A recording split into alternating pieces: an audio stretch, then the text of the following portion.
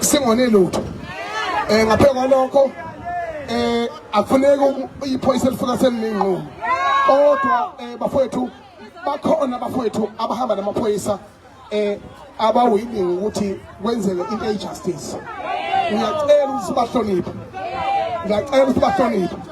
Inkinga mana thula bafowethu, ngicela silawuleke ngoba oqala nje we appreciate ukuthi security companies has respected my neighbor. We appreciate ukuthi security companies KZN looking at economy marshal laphan basikwazile ukusihlonipha namaphoyisa afikile la ahloniphile. Bantu bomthetho ngani zakwethu asihlale usizi lodwa manganikeza nje eyodwa lengane nikhulume nazo ungaphuma nawe esandleni sokuba ingaba umthetho uze usizi 17 years uholela 2500 1800 ngenyanga uthi uxoshwe ngabe indaba zalofana izinto lezo ezikhulu ezi-serious that are heart breaking.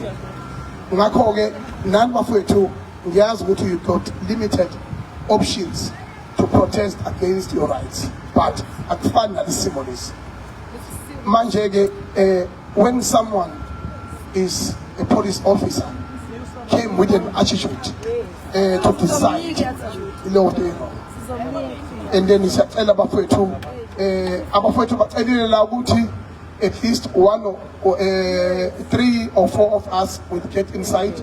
Ngicela employees of this company can you get inside, and I will be representing you and representing you truthfully and with abantu abasebenza khona phakathi sihamba namaphoyisa.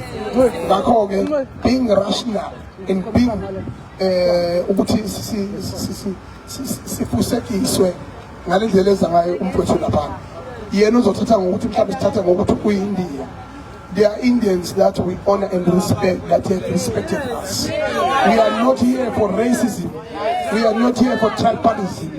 We are here now for honor, for an untruthful practice of employments. Here are the securities that abayi maskini ngisho kuyimask. Bangenza noma yini ngathi.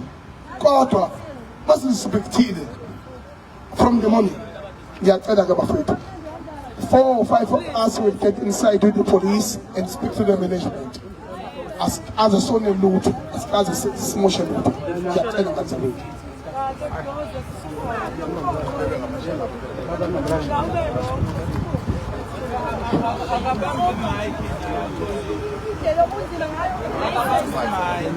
Okay, into zokwenzeka zicela ukuthi le moto yami le ifushuna ejasha lezi moto asibene ngaphesheya abafethu uma ngabe into esifisayo isiqala ukulunga asihlonipheni bafethu ngiyacela ngani zakwethu